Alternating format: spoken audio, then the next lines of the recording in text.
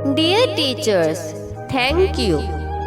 लफ्ज़ बोलने से लेकर लफ्ज़ जोड़ने तक सिखाया आपने। जिंदगी का असल मतलब बताया आपने। हर किसी से प्यार जताना सिखाया आपने। असल मायने में इंसान बनाया आपने।